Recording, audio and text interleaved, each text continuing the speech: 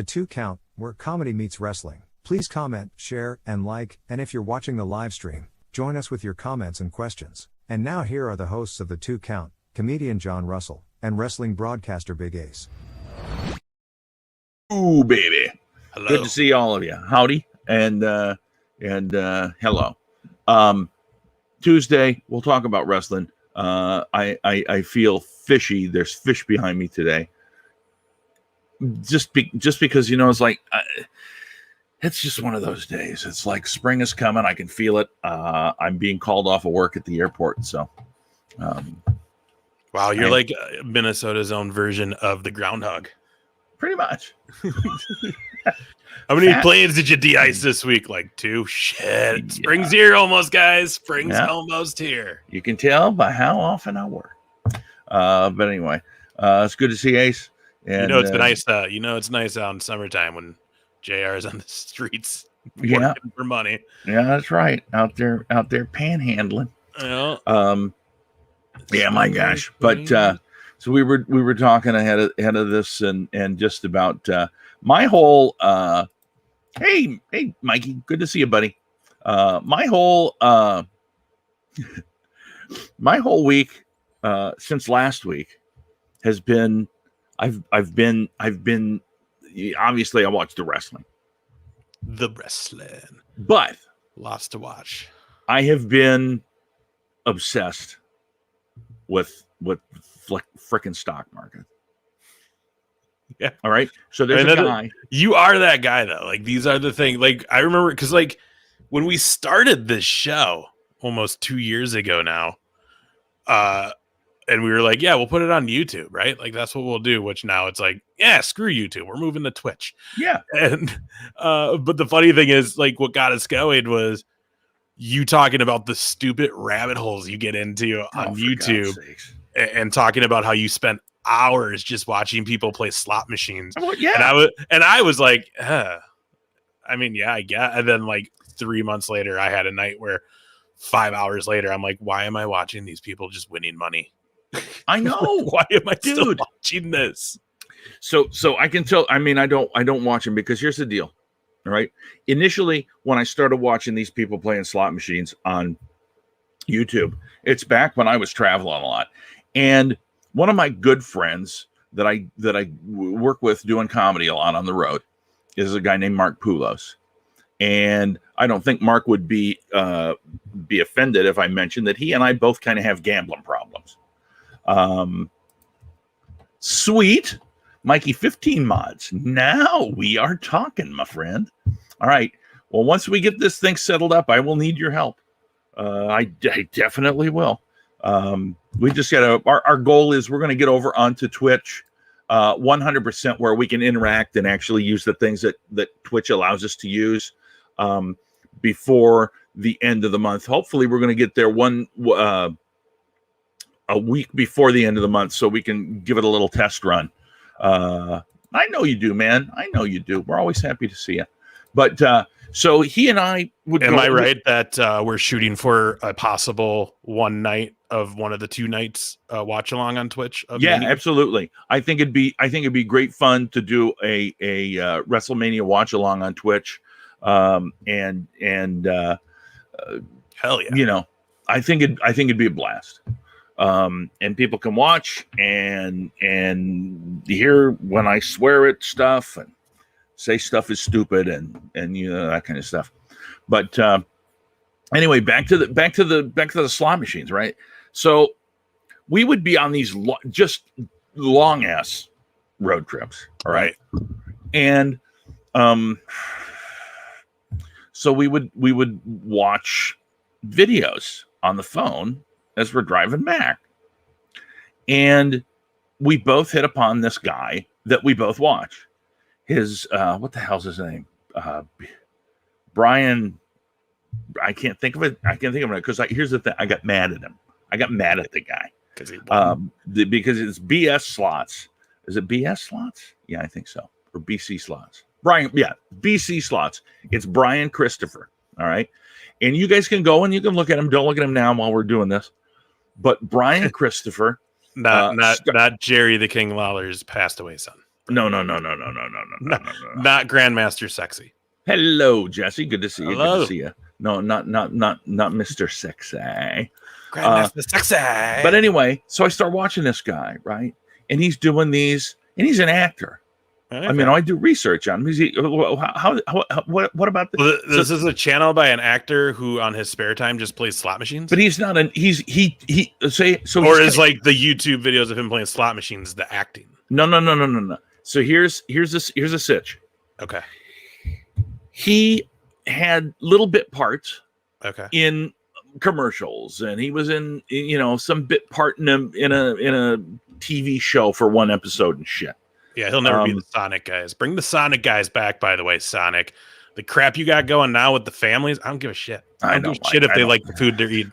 Bring the two dudes back from Sonic. Those guys were hilarious. The thing is, you make kids eat, it's like, kid, eat this or don't. Right. And it's tater tots. They're going to eat it anyways. Who gives a shit? I like the guy that's like, hey, did you get beat up by a bunch of 12-year-olds? Yeah, a bunch of them. Anyway, so this bastard Brian Christopher has tens of thousands of people that have subscribed and watch him and comment, and it's like and he is making so much money. He quit the acting. All he does is make videos of him doing slot machines, and he just makes a buttload of money doing this. It's crazy. It's crazy because I watch the people that like live on, like, all they do is travel. They live to travel by making travel vlogs, and it's like, yeah, how do you do that? Like,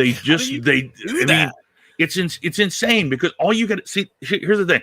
So anyway, and there's a guy from South Dakota who is a real turd that I watched, and it's like, oh man, he's like trying to slam the other slot players, and like it was like what the hell, dude? That's not how you get people to watch you. It's like try to be that shock jack. Yeah, I'm crazy and wacky. Don't do it. But don't. It's slot machines, for God's sakes. Old people are watching. And then there's a woman from Canada, and this is the craziest thing. She's from Toronto, called the Slot Lady, original name, and she will fly to Vegas or I've actually seen hers. Yeah, Deadwood, South Dakota. Some of hers. It helps that she's cute, right? But that's all she does. It doesn't hurt, but every time I watch it, I'm still like, how do you just like? I get it, but like, I know you literally make enough money on YouTube that you just go and gamble and make it like, They have people, they do these super chats on YouTube, right? Which we can't get to the level to where we could ever get one, but you get to the point where people give you a super chat and they pay you fucking money so you'll read their goddamn comment. I mean, we're giving it away free. Hell yeah. Anyway. For now. Someday it'll be worth it. I'll never charge to read comments. Anyway. Oh, yes, you will eventually. Well, I mean, I will eventually. If you're like me and our eyes keep getting worse, we'll have to, because that's a lot of work. It's straining to read shit nowadays, dude. I know, and they'll show up. Did different colors. It's bad when I'm driving, and some days when I'm driving now, I'm like, man, it's probably not safe that I can't tell what the hell that is down there. and I DoorDash on the side. So I got a story about that in just 1 minute once I finish this whole deal. So anyway, so this is how I start watching shit on YouTube, right? And you get into the thing, and hey, Goro, how you doing? What up, Goro? Yeah, he still is. Nothing changed. He's still high. He's just now also a champion. He's still high pitched, but he looks mean. Good to see you, Goro. I hope things are going well for you, buddy. But anyway, so I start because we talked about this, and some of the guys that are watching from the Twitch Talk show know that I've been on this AMC stock for a long ass time, and I was already in and out, and now I got in again, and so now I'm watching. So I find a goddamn guy who all he does on his YouTube is he live streams from the opening bell to the closing bell. That's it. Just talks about it. And he's got the graphs and all that. And he'll oh, there's a very cup and handle. Oh, look, a bull flag. here's a level of disregard or whatever. But anyway, Matt Kors is his name. And actually, it's entertaining. And what message? I didn't see it. Where? What? Where? I don't know. On YouTube? I don't know, man. Do we have the setting that it holds potential inappropriate? You know what? It might.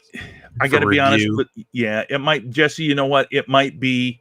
I apologize.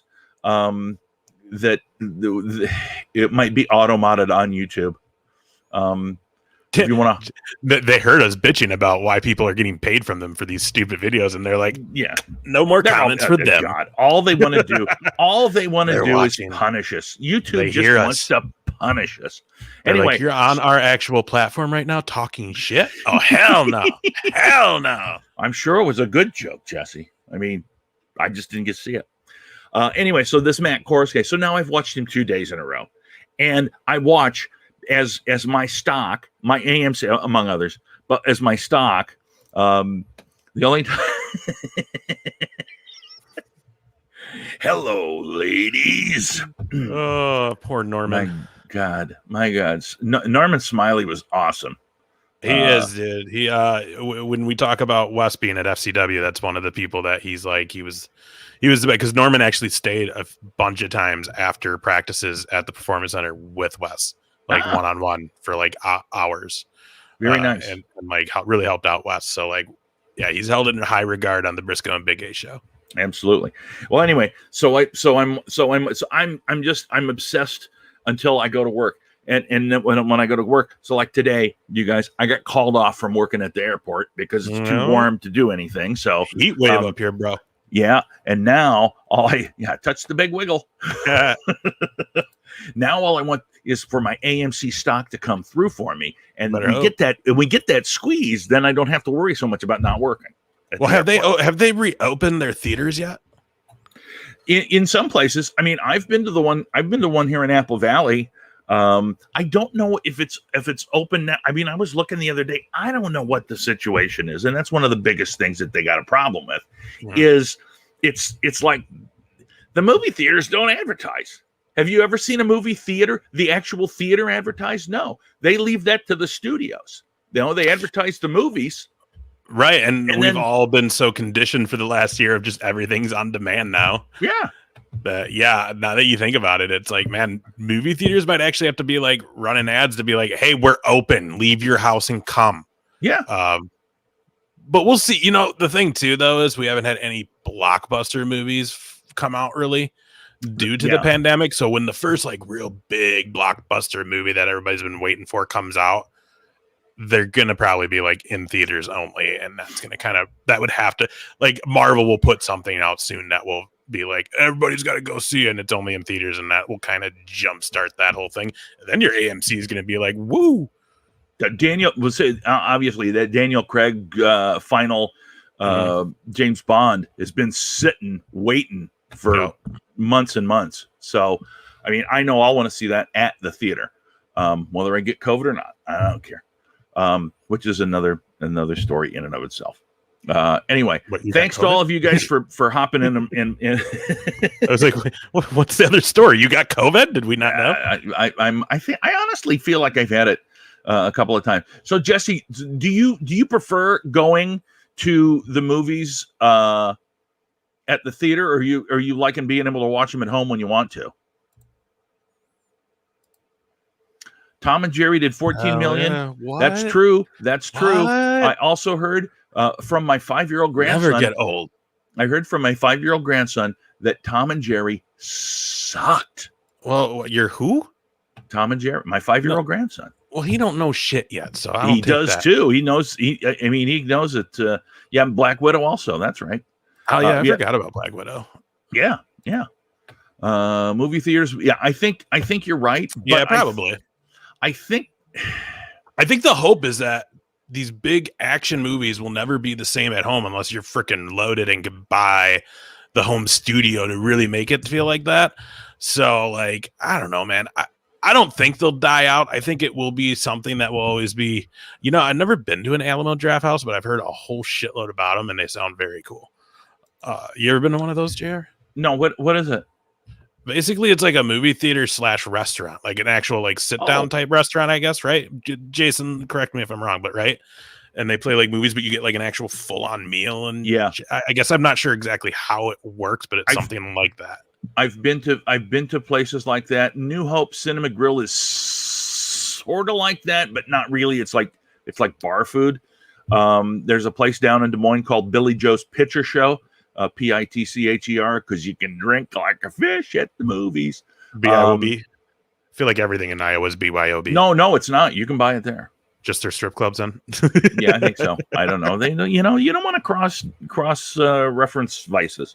Hey man, Iowa and Wisconsin, the only two places in my life where I've gone to a strip club where they're like, bring your own beer. And one of them had a liquor store attached to it. So you could just go buy your case of beer and then walk in. They just give you a chest of ice. Yeah, in case weirdest things. Yeah, in case you forgot your stuff. Alamo Draft House. Are there a lot of them, Jason? A lot of those? I just feel like that type of concept would continue to go. And here's the other thing. I still feel like and Jesse and anybody else, pipe in if you want to. I really kind of feel like going to the movies at the theater is kind of a group thing. I mean, it's like going to a wrestling match, which, by the way, we'll talk about one that's coming up here that just popped up in Minneapolis later on. It's a shared experience. And I think that shared experience is something that you can't get just watching it at home. Granted, you're watching it with your family, but it's like different when there's other people around, I feel like. Yeah. Plus, I just think the common man's never going to afford like 100 and some inch screen like at a movie. You know what I mean? Like, there's always going to be that aspect of things are better in a big actual movie theater that I really hope they don't pan out. But like you said too, I think the other thing too is I don't know though, because the trade-off too is if you don't want to sit, dude. Some of these movies during the pandemic that were streaming only, and I love that we're almost 20 minutes in and we haven't even talked about wrestling. Yeah, that's the thing, Austin, Texas, that's where I saw one. Gotcha. I didn't get to go to it, but I seen it down there. Dude, like $20-$25 to stream something on demand that's straight out, not to theaters, like. That's a lot of money for a freaking movie that I don't. It's like, I don't know if I want to spend that. What if the movie sucks? Take my chances on the $10-$12. Although when you really look at it, though, I mean, I spent like $30 at a movie just on a big ass thing of popcorn and pop, and then the movie that's ticket. The whole thing. Where that's here I could do that cheaper, but I don't know, man. It's one of those things that I just think there's going to be certain movies that will come out that it's like you got to watch it in a theater, and it just won't be the same. And hopefully, those are what keep theaters going. Plus, let's just be honest. I know a lot of people are like, this is the new norm, but really, when things really do get back opening up, like full on, people are going to come out, man, because people are tired of this shit. Here's the thing. I can tell you that this is the case because the sporadic stand-up comedy events that I did. I've seen that. Oh, wow. That's very cool. Yeah. Very cool. That's old school, dude. That's like when they were doing closed circuit for Mania, dude, back in the day. You watch it in the theater. Man. Oh God, yeah. I can tell you from some of the stand-up shows that I've done, again, as a sporadic, the people that want to come out, and there's not one that I've done, and I maybe done 6 or 7 since the pandemic started that haven't been sold out to whatever the capacity is, Hey, JJ, good to see you, my friend. What up, JJ? Thank you for popping in. We appreciate it very much. Yeah. And I know like is it let's see here. Yeah, I mean, I think you're right. I think they've started doing that. Like, at what point does it just become like a Disney ride, where you're just like you're with the movie, you know what I mean? Like, well, but that's just. You remember back in the day? Sorry, but do you remember back in the day, Titanic? Like, they did that at some of the theaters where, like, when the thing was like, or Twister, when the movie Twister was like big and like was still in theaters for a long time. Like, they were like, some theaters were putting giant fans at the front when the tornado would come up to make it feel like in the theater it was like windy. It was just stupid shit like that, Yeah, there you go. Good to see you, brother. Here's the thing. What was I going to say? There are some theaters that have done that right? So I don't know about all of the AMCs. I've been to a couple of them here in the Twin Cities area, and they've got what they call the Big D, which is a massive, huge theater, and the seats are more comfortable, but they're not. Smell-o-vision. Hell yes, that was a thing. Good God, it sure was. But there's a theater called Marcus, and it's not a huge theater group, but Marcus Cinemas, and they also have some hotels. By the way, I did my due diligence on all the movie theaters. All right, Cinemark as well. But don't we have a Marcus here in Rochester? I think you may. I think the newer one on the south end. That might be. But they have some seats that are those recliners. Oh yeah, dude, that's like the thing up here. And the one that's so there's one that they've kind of retrofitted over here in Rosemont that has those seats, and that's great. But then there's one in Woodbury that is like a full ass restaurant inside, and then you go to it's like, well, imagine if you're paying $8 for a bucket of popcorn, how much the goddamn sandwich is going to cost. A movie tavern, that might be. Yeah, Marcus is a small but very competitive movie chain. The other one, there's a couple more up here, but I think Regal is another one up here in the Twin Cities, and there are quite a few of those. Sure. It is sad about the TV show, though. Yeah, I mean that's really disappointing. It was a good show. It was a good show. Yeah, that was definitely a casualty of the pandemic. Yeah, dude. Yeah, most of the theaters around here where I'm at have those seats now. I think there's only one that doesn't, but they're obviously way cheaper too, though. So it's like, oh yeah. But dude, those seats are nice, man. I'll fall asleep in a movie now, and like, no shame, because it's like, dude, this thing reclines full on. Like, this is beautiful. Dude, I've posted many, many times about going to a movie and basically paying for a $10 nap. Yep. I mean, especially if it's like one of those Avenger movies. I mean, those things are like almost 4 hours long. This is so. I don't know if I've mentioned this to you, or if I've mentioned this yet. So do you remember the movie called The Martian that had what's his name, Matt Damon in it? I never saw it, but yes. It was an interesting movie. It was shot very red. The lighting was red. The attitude was red because obviously it's Mars, right? Sure. And it was a long movie. And I went with my son, and I obviously fell asleep for part of it. And Jesse, hop over to Twitch. That's a better spot for you. And at the end of the movie, there's a credit, and they have 3 Asian people who by name obviously played some kind of a prominent part in the movie because they showed them their faces in the, how they do it's like, oh, look, Matt Damon was this guy, and then here was this guy. I never saw them in the movie. I never saw this, so I slept for that whatever amount they were in.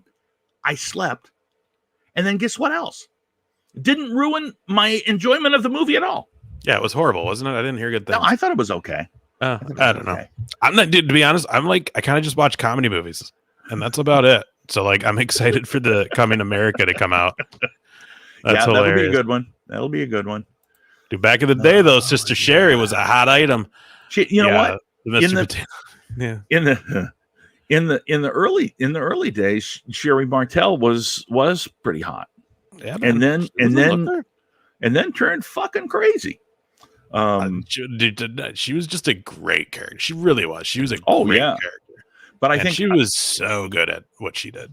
She was good at what she did. But I think part of it was that part of it was actually her. And they say a lot of back in the day, it was like, okay, it's you, but turn it up to 10. Yeah.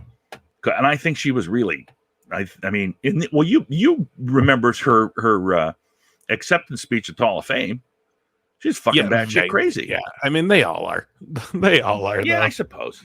That was the era of wrestling where shit was just wild, man. You know what I mean? Like, They just got crazy on the road, you know. It's hilarious. Who was Luna Vachon married to? Wasn't she married to a wrestler? I don't remember. I don't remember who, but the whole thing was she was supposed to be the daughter of Mad Dog Vachon. She was the niece. She is the niece, actually, I think. Whatever. Gangrel. That's right. Gangrel. She wasn't just with Gangrel, though. She was with a few people. Because at one point, wasn't she with Mark Marrow when this feud with Sable was going on? Are you kidding me? Or no, she was with Goldust when he was the artist formerly known as Luna Vachon was? Yeah, dude. And she was in who was the crew with like Corgan and the dude who wore the Cartman shirt and he'd always bring Cartman to the ring. The Oddities. She was in the Oddities. Yeah. Dude, she did a lot of gimmicks. God, man, it's hard to. And she was the only woman in the video game. Yeah, man. In that Super Nintendo video game, she was the only woman. Wrestler. Right. That's crazy. So, anyway, dude. All right.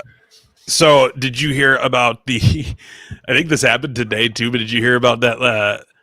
I guess Joey Ryan was trying to book a wrestling show and was like billing it as a women's charity show. Oh my God. And like had like a bunch of talent, like legit talent.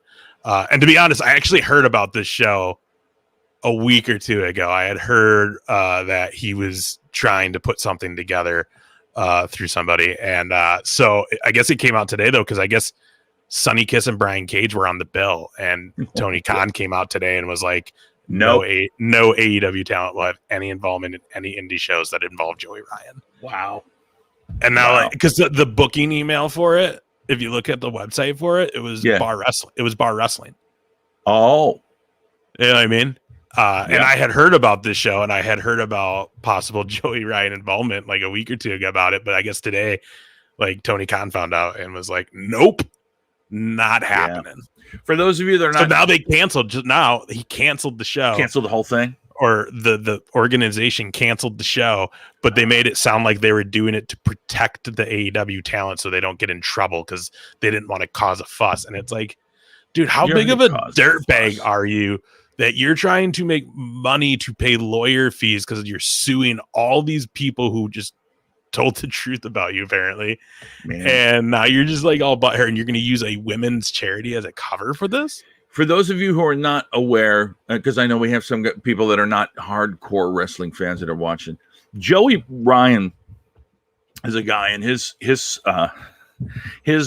finishing move is a dick flip, and it's exactly the way you would think. But it came out. Was it the Speaking Out?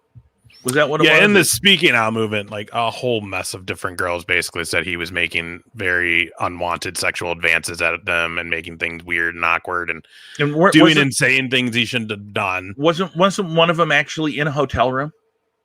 The one I think that I read in the hotel, yeah.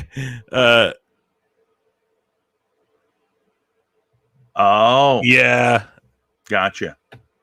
Yeah, there's going to be a lot of things I think that come out more about this show because, like I said, I had heard about this a good week or two ago that something was going on. Yeah, he finishes with a dick flip. He doesn't last very long, I guess. JJ, you are a classy individual. I love it. Hell yeah, JJ. Anyways, yeah, dude. The one that I heard about him in the hotel was basically like he was giving some girl a ride home who was on the show with him, and like just went to his hotel and she was like, "Why?" I guess the excuse was, "Oh, I have to use the bathroom. Just come to my room real quick." Like they went to the room, he went to the bathroom, then came out like naked. Yeah, and was like, "Oh, I'm in the shower," and she was just like, "Take me home."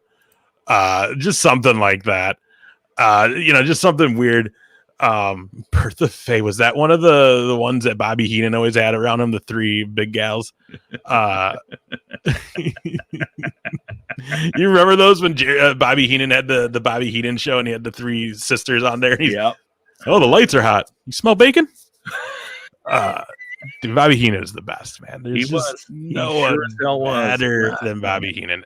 Anyways, dude's a shitbag. He's trying to book a show, and it's just dumb. But good on Tony Khan catching it, putting him on blast today, showing everybody what he was doing and pulling his talent out of that. But nice. Dude, everybody misses Bobby Heenan, man. He was so good. I still and here's the thing, and Ace and I have talked about this many times. You guys might remember because I think I talked about this with Corey on one Thursday. Bobby Heenan is my all-time favorite manager. And it's not managing. As a commentator, he did the one thing that just about ruined the NWO. And it's when Hall and Nash are kicking ass and they don't know who the third man is. And here comes Hogan and everybody's cheering. And Heenan goes, "Is he the third man?" And I'm like, what the hell? Why would you say that? See, I don't know though, because the thing is, I said it too when I saw it happening. I was like, "Wait, is Hogan the third man?" So I don't know.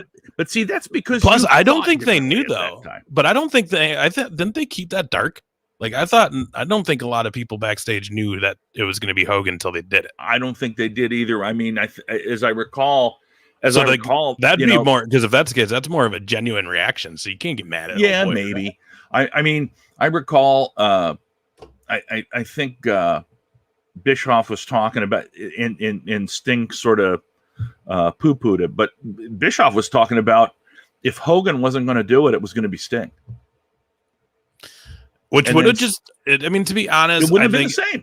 It wouldn't have, but it would have been a big moment too, though, because Sting. Although, like having him, I don't know. Yeah, sorry, Gara.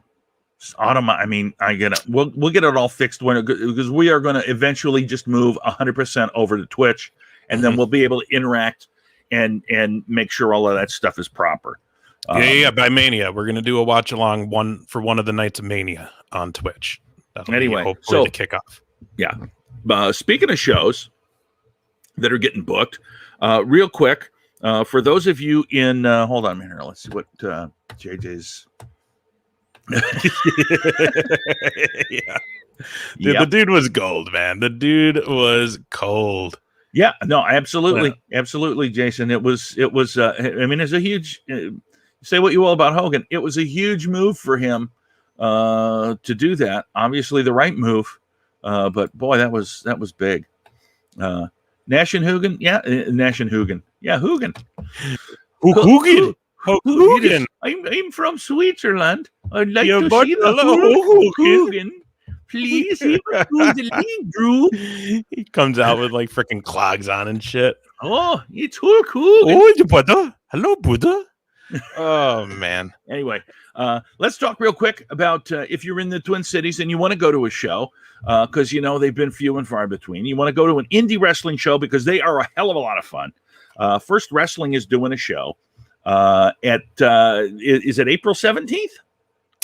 I don't know. I don't remember if there is April. I'll find it.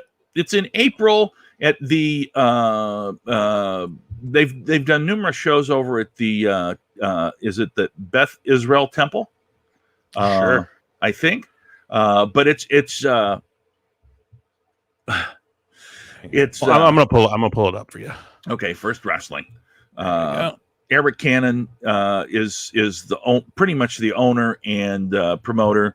First Temple of Aaron Synagogue in St. Paul, Minnesota, and it is Sunday, April 25th.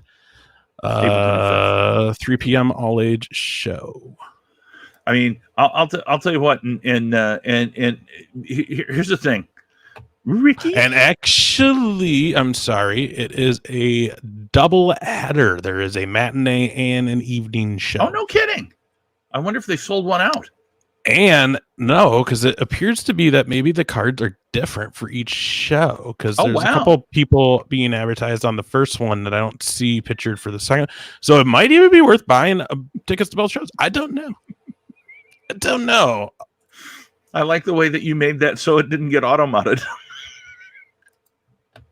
But the thing is, we're excited. By God, he's up to 7 sticks. The thing about it is, if you haven't gone to a First Wrestling show and you're one of the Twin Cities guys watching in Twin Cities area, these are really, really fun. You get to be up really close, and you get to kind of like, you get to interact with the wrestlers. It's so much fun. The last one that that Ice and I went to was 2 years ago now in August at the Bauhaus Brewery, and it was outside, and it was probably the most fun I've had at any wrestling show. I mean, I mean, that was a good time, man. Jimmy Havoc and Eric Cannon had a like death match basically all over the place. Went inside. Yeah, we saw, what was it? Glacier and Gangrel were there. Yeah, Penelope Ford, best friends. Chucky T. Well, just Chucky T. Trent was Chucky there too, wasn't he? They were both there. Was he? I thought it was only Chucky T. They were both there. No, they were both there. But yeah.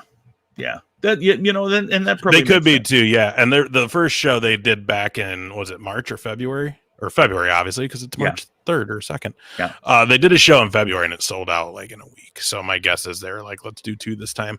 But it'll be interesting to see if they mix up the card, because if they do, it'd be fun to go and spend the whole day. Yeah, it'd be a good time. It'd be a good time. I can't wait till it's back to regular things and they can do the WrestlePalooza at First Avenue. Yeah. Because that's always like one of their big shows. So that'll be a good one to go.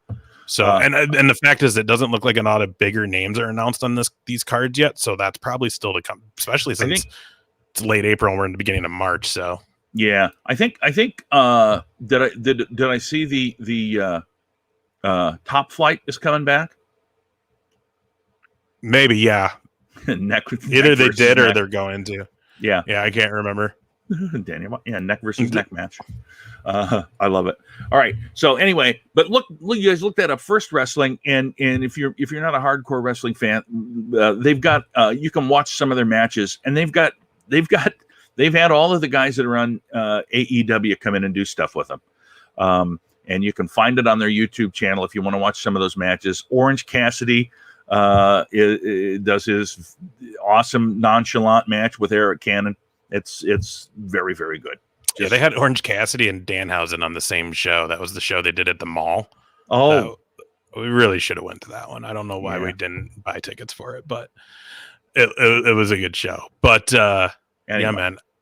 All right. Also, if you want to watch indie, IPW, Impact Pro Wrestling out of Iowa, they're doing their Sunday live streams out of their facility, doing their shows. So make sure you check that out if you want to support some more stuff.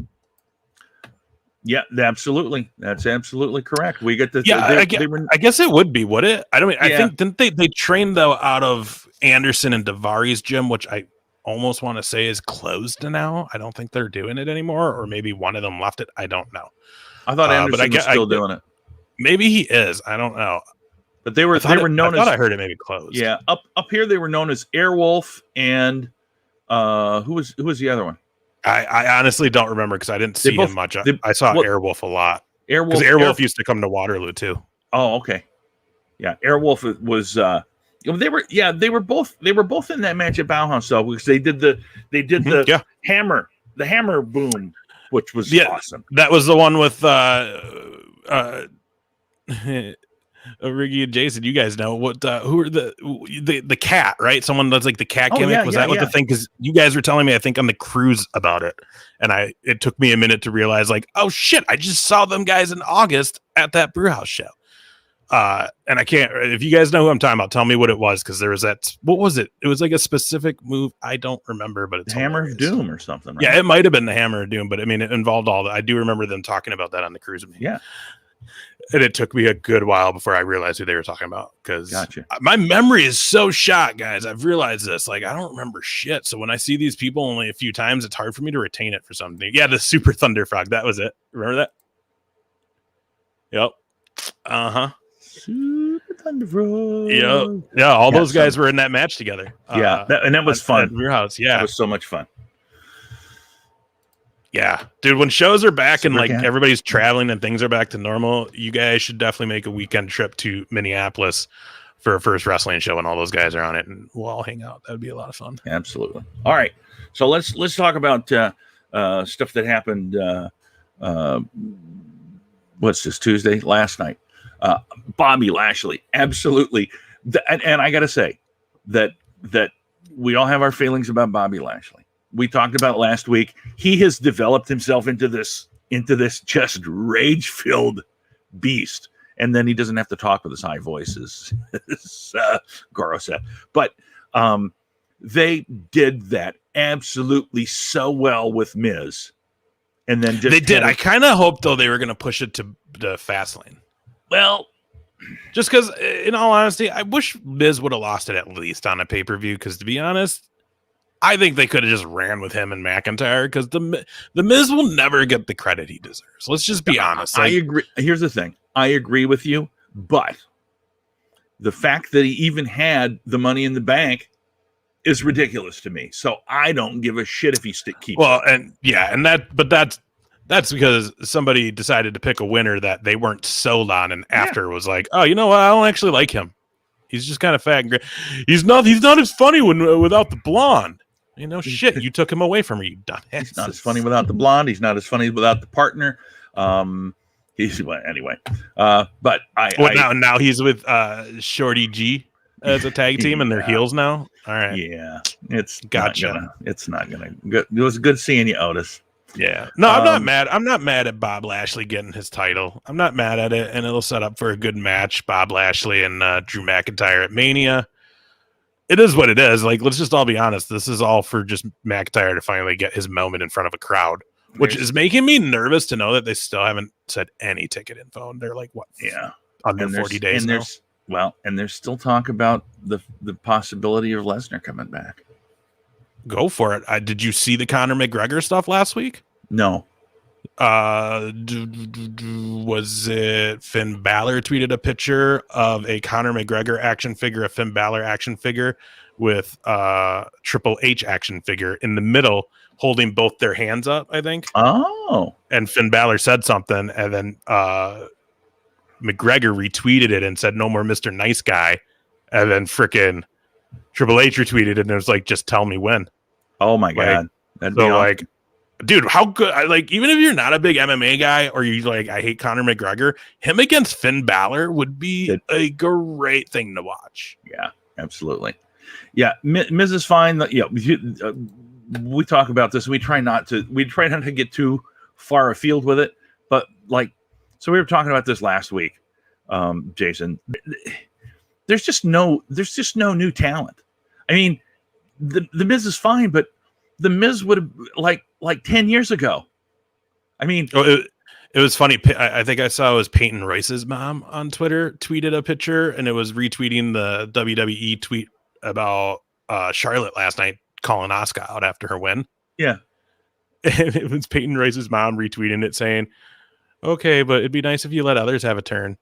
Something to that effect. And it was like, and it was just like, and the fact is that it's like people like, well, there's no new talent. They don't have any stars or whatever it is. And it's like, it's not that they don't have them. For whatever reason, Vince McMahon is terrified to take any of these NXTers who are killing the game right now and actually let them come up as that person in character and let it breathe on the main roster and see what happens. Instead, he takes these people, he screws it. Look at Mia Yim. Yeah. Holy shit, it's disappointing to see her out there with Retribution. It's disappointing. She's such a good talent. She should be just in the women's division. She should be having a WrestleMania match this time around and not having another Charlotte Asuka match. Honestly, like, she's someone that is that talented. And there's a bunch of them. Candice LeRae could be main rostering right now. It's just, yeah, Keith Lee. Like, it's like, what did you think was, and that's the other thing. That's the shitty thing about Vince McMahon. And again, like we say, we don't like to like shit on everything and make it a depressing show. But I mean, the fact is, the guy is just, he's getting worse with age, and he's just more and more, I think, questioning himself. Because here's another, all of this, but here's another thing. I mean, nothing against Sheamus or Drew McIntyre, but we could have watched that match 10 years ago. I mean, this is right. Yeah, this is and it's so evident when he. I mean, in fairness, it wouldn't have been as good. Well, like, yeah, the match last night was absolutely pretty damn good. It was very good, and I'm not pooping on it. I'm just saying that instead of having those two, they're not mixing with the newer talent, and that's the reason that there is no new talent knocking on the door or nudging at the whatever you want to call it, climbing the ladder, because they don't let him do it. No, they stick him with these. He has who he wants as his top guys. Then he has the people who will always be the ones revolving door around with these top guys, a Kevin Owens, a Daniel Bryan, now a Sami Zayn. Like, these are the guys that you're going to see get the matches with the big guys, but they're never going to probably go over. They're, at least at this moment, I still think Kevin Owens is poised to have actually one good title run eventually that he deserves. I think it's all coming, but like you said, we could have saw Sheamus and McIntyre 10 years ago and we didn't. We're seeing it now. And admittedly, I'm glad because they're 10 years wiser and better in the ring. So way better match. But again, it comes down to, why is it taking you 10 years to take these guys and make them into something? Granted, there was different factors. McIntyre had his stuff. There was reasons he was told to leave. But again, it still comes down to, like, and you've seen that there's great talent that they just don't know. Look at Ty Conte on AEW. Yeah. She was stuck in NXT, unhappy, said she wanted to leave, was gonna leave. They talked her into staying longer, and at the end of the day, she still left. Yeah. And maybe she didn't leave on her own the last time around. Maybe she ended up just getting released. But at the end of the day, they had a really great, legitimate athlete talent there that they did. A beautiful girl too, and they didn't do anything with her. Yeah. And now look at her. She's turned into a star with Anna Jay over on AEW. It's like, but then the vice versa. To me, Rusev was a way better gimmick than whatever Miro is really doing on AEW. To be honest, Miro feels lost as shit on AEW. Yeah, I agree. Like, what are we doing with him? What are you doing? Like, yeah, but the comparison is this. The comparison is, you have somebody that's over, and then management wants to stifle them. Yeah.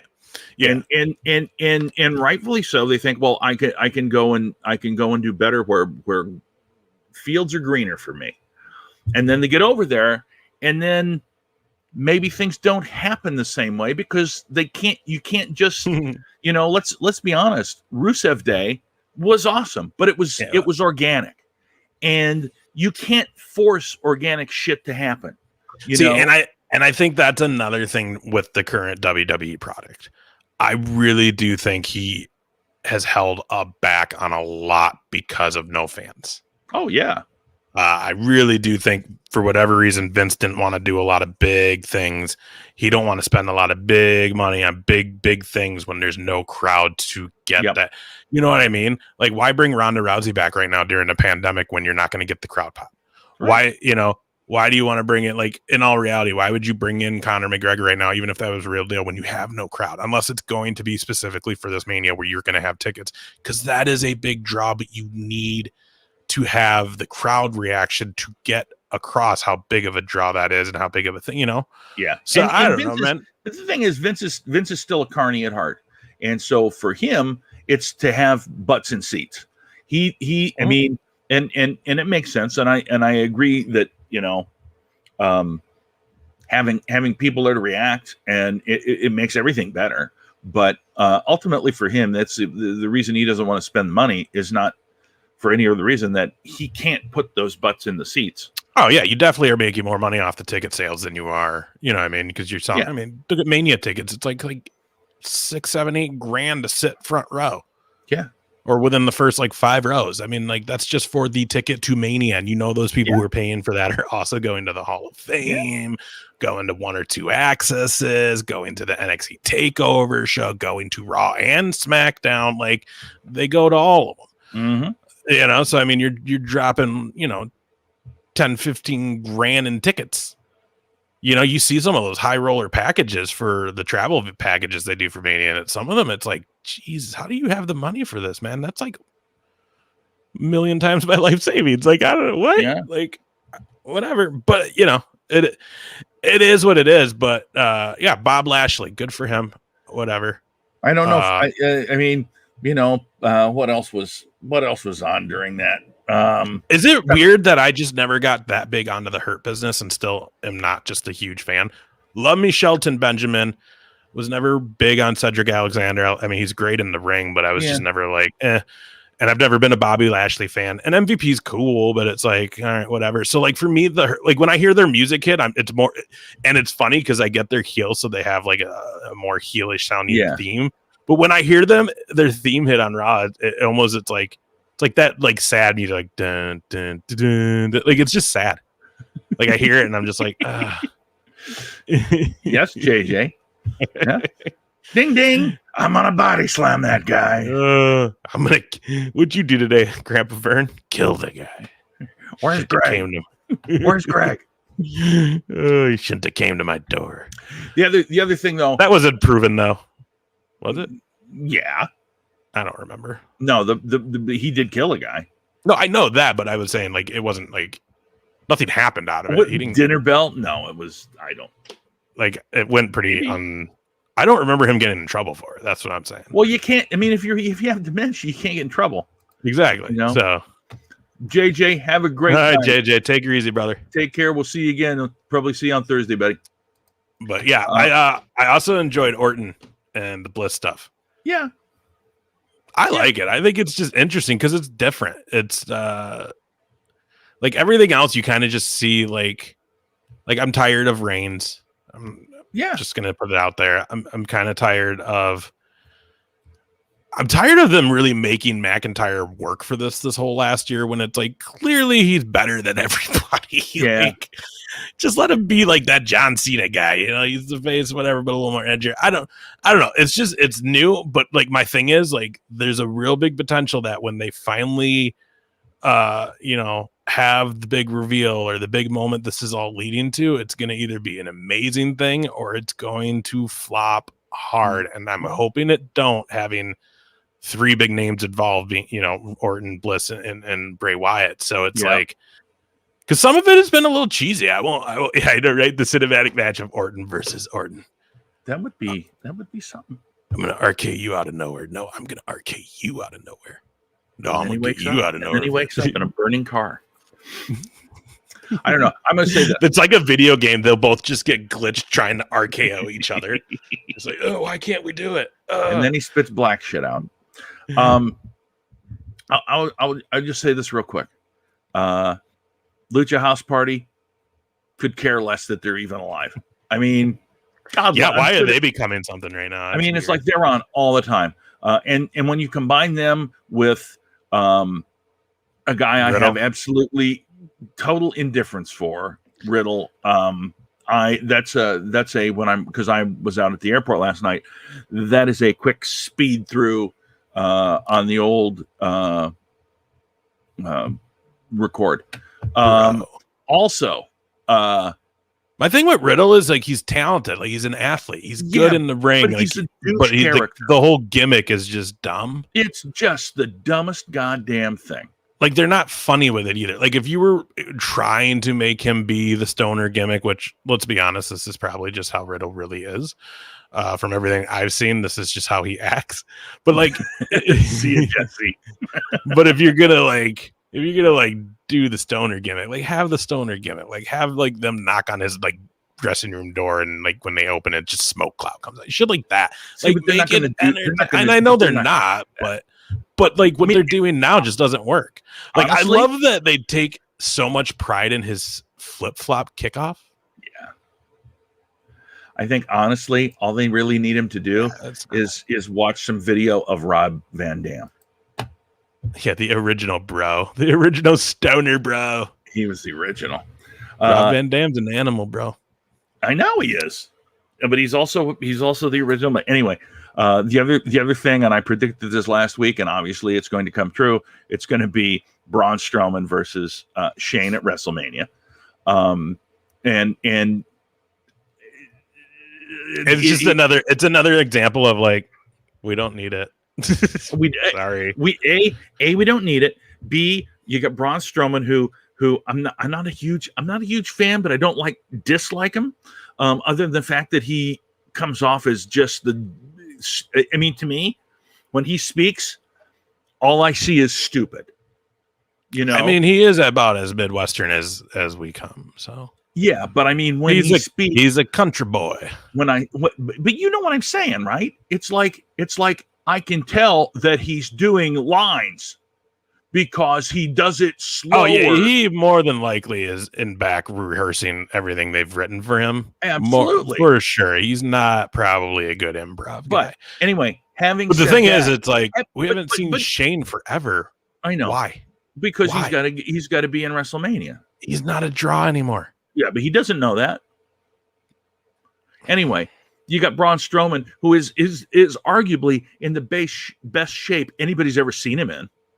I mean, he looks, and then to have him basically, do the job for Lashley last week I was like kind of shocked. I mean, I knew it was going to happen, but anyway. So those are the things that I had out of Raw last night. I don't know if there's anything else that I skipped through. No. The Charlotte and I'm curious Shayna. On who's going to actually have the tag match with Shayna and Nia at Mania. Because like, who's it going to be? Because obviously we're getting Charlotte and Asuka at Mania for the women's title. So who's going to go after Nia Jax and Shayna Baszler? Is it going to be Mandy Rose and Dana Brooke? Is it going to be Peyton or not Peyton, but Lana and Naomi? Which whatever the hell that is. Like, to be honest, in a perfect world, you know what's going to happen. In a perfect world, tomorrow night on NXT, Dakota Kai and Raquel Gonzalez are going to beat Shayna Baszler and Nia Jax, and they will have a Mania match with somebody for those tag team titles. That's what would happen in a perfect world, but it ain't gonna. Maybe, though, because there really is no clear idea of what's happening with that title for Mania. Here's the thing. If they win it, and then now you have something for Baszler and Jax to do. Or maybe they lose, but they don't lose. They lose dirty. Yeah. So then they challenge them to an actual one because they earned the match. Yeah. Although they're kind of the heels in NXT, so I don't know, but I'd be up for it because those two are great. And unfortunately, I won't get to watch that match live tomorrow. What are you doing? I'm going to be watching AEW Dynamite. Oh, that's right. You dork. I just see, dude. I'm never home at night anymore, and so I watch everything on record. And so I'm just like, well, why wouldn't you watch it? Oh, yeah, because they're both on. Although rumor is after Mania, NXT may be moving to Tuesday nights. Really? It's the rumor right now. Well, we'll have to just play it in the background. I know, right? I didn't even think of that shit. We can talk about our shit and we can do whatever. Yeah, so tomorrow night is the pay-per-view quality. I was watching, I don't remember, was it Masiata, some Japanese wrestler and Terry Funk. Oh, yeah. I think it was like the 70s or 80s doing one of these exploding barbed wire rope matches. Like the exploding part, which is funny because the whole part that sounds super, the exploding part. But honestly, those two just got chewed to shit by the barbed wire. Those explosions didn't do nothing. It was the barbed wire that was just ripping those two to shreds. I was listening to Busted Open Radio on Sirius XM a couple of days ago. Well, maybe it was Thursday or Friday. And Tommy Dreamer was talking about doing one of those matches. And he says, I just remember after the match holding, and I can't remember who it was, holding his arm because the meat was just ready to get into when we're taping it. We're just taping it. We're not, it's not, in order for him to get it stitched. Sabu. Yes. Mm-hmm. I remember that. Yeah. He was like, he literally just taped his arm, but he was like super gashed open, bleeding out. Oh, yeah. And they just taped it with medical tape till the match was done. Now, here's the thing. I will say this. That first match that Mox and Omega had with the barbed wire all over the place. They didn't have the ring, but they had the special we're going to fall in the barbed wire thing. I felt like that was a bit much, and I have a feeling I'm going to think that this is a bit much, but I'm still going to like it. Yeah, I definitely do see that they're gonna. I think they really are gonna push it on this match, which is fine. Whatever, I'm cool. I mean, it's different. It's something that's not being offered on the other side. Yeah. I don't know. I don't know. Back in the day, I used to just like mark out over these matches just because it was like, oh my god, why would they do this? I can't believe I'm seeing this. Yeah. Now it's more of less like that's just not needed, man. Why would you do that to yourself? Like, because you see these guys after these death matches, and it's horrible. You remember me? I ran into Eric Cannon in the bar area after his match with Jimmy Havoc at that show we went to, and he was bleeding, dude. He was bleeding like a stuck pig. Just right? laughing it off, and I'm like, Jesus, dude.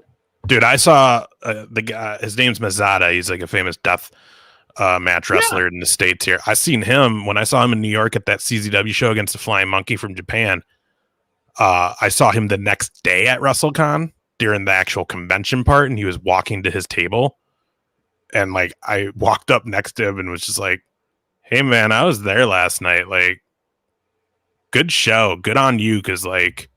You look like you're in so much goddamn pain right now, because it was taking him forever. He had to walk from the back of the bathroom all the way back to the front where his table was, and he had to like limp, and he was just like, and I was just like, seriously though, man, thank you, because like there's no need for you to put your body on the line like that last night. That was fucking brutal. And he was just like, thank you so much. And I'm like, why do you do this? Yeah. Like, why do you do that? You know you can do it without the cutting and the glass and the barbed wire and the tax. You don't need all that shit, bro. Like, look at you. You know, every year, and if you really want to go and watch some of this deathmatch shit, and I don't mean it that way, but I mean, it's not something I would want to go and watch the entire show. Yeah, I was wondering about that. Is she that close to having the baby that he'll be gone now, or is there more time? No, I think he's got a little time, but he's probably going to want to go home anyway. Because I was wondering when we're going to see him leave. And I wonder how long he'll be gone. He feels like the kind of guy that's going to be gone for like 3 weeks, 2 weeks. And then he's like, all right, I got to go back. Yeah. I can't sit at home. Yeah. Plus, the other thing, too, though, is it's not like they're on the road. He literally only leaves for like the 2 days. Yeah. You know what I mean? Actually, I talked to Wes today, and he was with Red at the hotel. Well, she wasn't there with him. She was actually at the venue as they were training for tomorrow, but he was at the hotel. So obviously tomorrow is huge. Not only huge for the promotion for AEW, because Shaq is and I mean, honestly, I don't know how this is going to come out. Yeah, it's very interesting because I feel like Shaq and Jade are going up. I kind of do too. Why? My guess is if Shaq's going to do this, he wants to win. But also, it's like, are we going to really do that though? Because let's be real honest. There's just no believable way Shaquille O'Neal is going to be a legit pro wrestler right now. Like, he can't move that quick. He's not as quick as Cody. He's not as limber as Cody. Like, I don't know, man. I just don't. I don't know, because it's like you'd think they put Shaq over because he's the big main attraction, but really it's like that. I feel like it hurts Cody, but then it's like they're building Jade up so much that you think they're putting her over too. But then they're also kind of now starting to build this little underdog story for Red and how she's kind of just come out of nowhere. I don't know if you saw it, but like they did a thing with Cody this week where he was like, I didn't even know she wasn't completely signed. Don't ask me. I don't know what the actual real legalities are of her being signed and all that kind of jazz. It's just not stuff I talk about with them.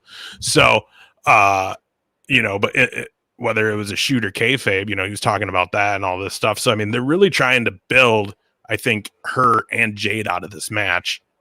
I don't know what I don't know. Because it's also a one-off. Is he going to be like involved now a little bit? Like what? Well, honestly, I kind of feel like you got a situation now where Big Show has been hired. I mean, right? That was the match. Big Show and Shaq. Yeah. You have them. Do it. So here's what I'm thinking. I mean, because Big Show is going to be at Dynamite tomorrow too. Yeah, hell yes, he is. I mean, that's a very big possibility, and I would love it. I would love not a clean finish because I want to be honest. I want to see Red Velvet go over. Well, that's what I want. But in my mind,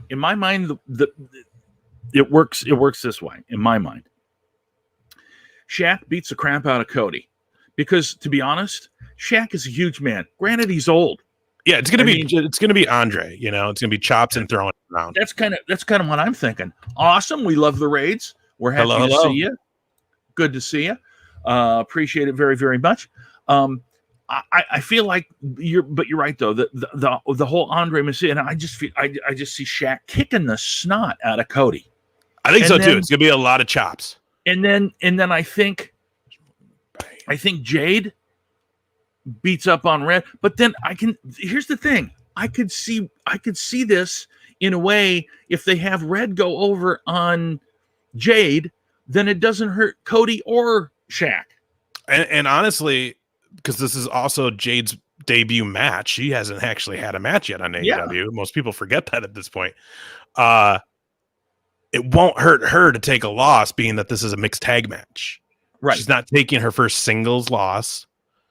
But like, again, where does it all come out after that? How does this end? How did this story keep going? All I know is that like Red is super focused. She's super ready to go. You know, for her, it's a moment to kind of let people know like who the hell she is, and she's here and she's ready to be a star. Absolutely. More than and if she's gonna, you know, what better way to do that than be involved in a match with Shaquille O'Neal, because you're gonna have all those eyes on you, and now you're gonna really prove what you can do. Yeah. So that's it's gonna be fun, man. And it's just, you know, getting to know her, being that she's engaged to Wes over this last period of them dating and getting engaged. It's, you know, she's a friend now. So, you know, as a friend, I just want to see the best. I hope it's a great show, a great match, whatever the outcome is, whatever they decide the finish to be. I just hope that she does awesome. She has a good time, and that she looks super awesome in the match. And that's all I hope. But again, man, it's great because we've seen Shaquille O'Neal in the ring only one other time. Am I right? And that was the Battle Royal at WrestleMania 32 in Dallas, Texas. Yep. And we had him and Big Show do the stare down. Woo! Woo, baby. Yeah, it's so crazy because it's just who knows what they're gonna do with this, but I don't know. What do you think we're gonna see out of that's the other thing. I just seen this, Jason. That the other thing to keep in mind is on Sunday, Cody is involved in that ladder match. You know what I mean? So like, this really is just like, where are they going? Because the other thing too is this match was supposed to be on the pay-per-view. You know what I mean? Yeah. And I think, what was it? It's NBA All-Star Weekend, or it's going into the All-Star Week for NBA, which is why Shaq couldn't do it. Because as far as I know, the original plan was this match was happening on the pay-per-view, and then it had to get changed because of that. There's the man. I believe we're love to see the raids. Thank you so much for coming in, folks. We appreciate it very, very much. Hello. Raiders, welcome one and all. There he is, Corey Adam, the man, the myth, the legend. Corey. Hey, balls deep. Good to see you, my friend. By the way, Corey, God damn, this is just one little quick stock thing, and we'll talk about it again. Stash effed me. Stash screwed me over as I tried to get some rocket today, and cost me $6 a share, that goddamn window business. Anyway, good to see you. Thank you for coming in. We're happy to see you. Give me that Streveler. Yeah, I will do that. Let me grab it, Corey. Copy that, and I will mail it to you right this moment. You can talk. We're talking right now, Corey, about the match this tomorrow. I spelled your name wrong. Well, it'll never get to you that way. We're talking about Shaquille O'Neal getting in the ring tomorrow night. That's what we're talking about. Yes. Big Shaq Diesel. All right. Well, it's incoming, my friend. I hope he just wears his basketball uniform out there. I don't think he will. He's just got his old Orlando Magic uniform sitting at home that he pops on for the match tomorrow. But it'd be awesome. StreamYard's awesome. That's the Shaq I want to see in this match tomorrow. Awesome to see it. Keep your tots. Keep them handy. You'll be needing them. Tots are up. Good to see you, Goofball. Good to see you, Jake. Already said hi to Jake. Hey, Trump. Good to see you, buddy. Thank you. Shaquille O'Neal and Cody Rhodes are gonna. This for those of you that came and you may or may not be aware. Shaquille O'Neal is going to. There he is, Corey Adam. How are you, buddy? Crank down. There you go. Crank down so we don't have the echo. Is there an echo? Yeah. Okay, hold on. There you go. Wait, there we go. Hold on. Nope. There. He's not echoing. That should be better. You're not echoing. Perfect. No, it's perfect now. There we go. Now it's excellent. Anyway, thanks for the raid, brother. What's up, Corey? The least I can do. What up? Is your buddy still hungover? Probably. He's probably dead. Awesome. I haven't heard from him since the wedding, so that's good. Good. We'll see. He's supposed to do what? Isn't he supposed to do the prediction show for? He's coming on in another week or two, so we'll see how the marriage is going by then. Yeah. Okay. Yeah. Awesome. Good to see you. Thank you for popping in. So Corey, are you excited to watch Shaquille O'Neal wrestle tomorrow? I mean, like, I would only be excited if they got like Doink to wrestle his penis, because that would be interesting and something I've not really seen. Hey, Karen. Marco Stunt comes out and just has to hold his junk for him while he's on. That's what I'm saying. Like, I bet Dink, right? Not Doink. Dink was the little one. I bet Dink versus Shaquille O'Neal's like penis. I bet Shaq's cock has a weight advantage. Probably, you would think. I mean, thank you very much, HCT. Yeah. I can speak, man. I guarantee it's going to be a match of just chops. Like, what else is he going to do? That guy can't do anything else. I feel like he could body slam somebody. I feel like you could teach somebody how to body slam. I think he could do that and like a clothesline. I guarantee you we're going to see some choke slams. So now did you happen to watch Being the Elite this week? I did not. I did. Did you, Ace? I did. So I watched it today. There's video of it's Big Show, right? Choke slamming Matt Jackson through a table. And both of his little kids are like, "Hey, Dad, you remember that? That's when you were a jobber." When you saw that, did they actually show the video? Yeah. Okay, I watched it today. The video was pulled off. You just see him reacting to like thoughts of being chokeslammed. You don't actually see the video anymore. I wonder if WWE flagged him. Oh, I'm sure they did. I don't know. I really do think, though, now that we've talked about it, I think we're going to see Big Show run in on this match, and we're going to get the Big Show Shaq stare down tomorrow night because Big Show's there. He's I don't know if you're aware of this. Big Show signed with AEW for a long-term contract, right? That is awesome. Now I'm excited. I'm excited about that. Like anytime we can get the people away from WWE because WWE is horseshit. Like I know you guys have to like play peacekeeper or whatever, but I'm just a drunk stupid fan, right? And I think that WWE, if you take out NXT and probably like the Funhouse guy, right? The Fiend. Yeah. Yeah.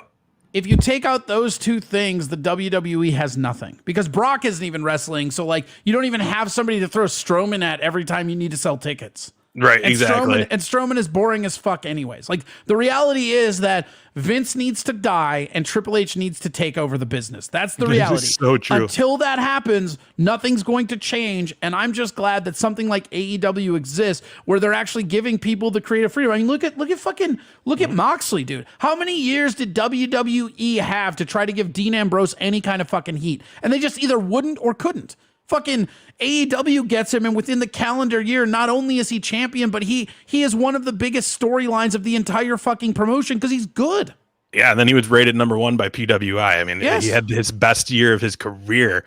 And the sad part is when he was in FCW under WWE, that's where you saw the shades of what he's doing now as Moxley. And then, as always, gets to the main roster and you're in the Shield. Now we're not going to do shit with you. Well, that's what they do. They take Shield people and then they're like, you're in the establishment, so we don't give a fuck about you. That's what they do. No, it's ridiculous. It's going to be funny to see because they're talking that Thea Trinidad's going to sign too. Her non-compete just ended. Really? Or Zelina Vegas, sorry, whatever her name was. In Oh, Dude, really? AEW, John can vouch. I've been talking about he's agreed, but I've been talking about this for almost a year and a half now. WWE was dead upon AEW's arrival because they were doing all the stuff smart. And they're doing it in ways that, like, Ring of Honor looked like they were going to do it the way that they were, like, coupling with New Japan and stuff. It looked like they were going to get their heads out of their ass and actually, but then, you know, they had all the fucking, like, what the fuck's his Skrull had all of his bullshit, and then like the Young Bucks got signed away. I mean, they basically got absolutely scabbed over by NWA and AEW to the point where they had nothing. I mean, like, who the fuck cares about POS? Nobody or POC. Nobody gives a shit. You giant rotund Christopher Lloyd looking motherfucker. We get it. You look like you ate a fucking 80s hairband. Nobody gives a shit. I don't want to watch you wrestle, and I don't care. Yeah, I don't know who was the Adams looking motherfucker. He really is. Who was the other guy that they put the belt? Who'd they put the title on after those guys left? Who was it? Him. It was him, wasn't it? There was another one too that was like their big guy for a minute. Oh, I just remember him because he would walk around all gingerly and he'd be like, POC is not human. It's like, yeah, that's because you fucking robotic hips there, Grandpa. What are you, 80? It's like, all right, like, I can't tell if he's cutting or if he stopped taking his Metamucil, dude. That fucking dude is old. Right. It's like watching Sting. It's like fucking, God damn it. John, you and I haven't talked about this, but fucking fuck Sting, man. Like, I'm sorry. I was so excited when he came and it was fun and it was this nostalgic piece, but like, I can't handle this fucking, and like, here's the thing. I'd like to think it's different, but I've had a lifetime of watching the WCW. I know how this goes down. Yeah. We're going to get It's Sting from Tony Schiavone for the next 3 fucking years. And if we're lucky, if we pray to the high heavens, we might see him take a bump, maybe. But it's like, these matches are fucking, like, it's literally like, it reminds me of people wrestling Andre the Giant towards the end of his career, where it's just like, all right, we have to work him through that. I mean, like, the dude is like, he's looking like the Crow, but then he fucking goes to the ropes, and when he climbs over him, he looks like the Crow's grandpa. It's fucking garbage. I'm interested to see disbelief a little bit, but nah. Right, I'm interested to see Tully Blanchard in the ring on Sunday. Yeah. Tully Blanchard is gonna be in the ring. Sting is gonna be in the street fight. We talked about this last week. That's just so they can cut it up, right? Like, that's just literally so. That's literally just so that they can use cinematic shit like the Mankind Undertaker Broiler Room shit, and they can pad everything that he's gonna fall on. But right, you know, they're not above it either, because AEW, they have a history of using like fake barbed wire and shit. Yeah, which is going to be, and that's what I want to see. Like, how far are they going to push this Moxley Omega match, the barbed wire, exploding barbed wire match? What the fuck was that? It was like Full Tilt or like War Game. It was like their second big pay-per-view, and it was like the Young Bucks versus somebody, and they had a bed of barbed wire. That was Moxley and Omega. Yeah, double or nothing. And he just like laid in it and rolled around, and then got up, and he wasn't cut because it was rubber. The barbed wire was fucking rubber. Yeah, I wonder, like, I'm just so curious to see how far they're going to take it. I really am. Because the other thing, too, is it's like, why are you faking that shit when, like, you're letting Cody Rhodes basically bleed out every match he has on pay-per-view? Right. And, like, you're burying, like, Luchasaurus and all those guys that, like, were working their fucking ass off. Like, those were your earners. But you're like, oh no, we're gonna just get Schiavone to say it's Sting over and over again to market it. That's why I actually really like the idea of Big Show coming there, because there's a name they can get behind, and even though he's older, he still has some wrestling in the tank. He's not like Jake the Snake's old, you know.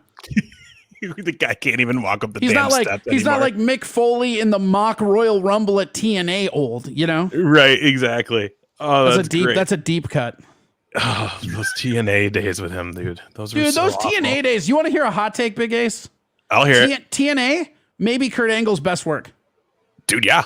Oh, yeah. Whoa. All right. Fuck yeah, guys. I can fucking hang out here. Fuck yeah. I usually get kinds of shit. I agree 100%.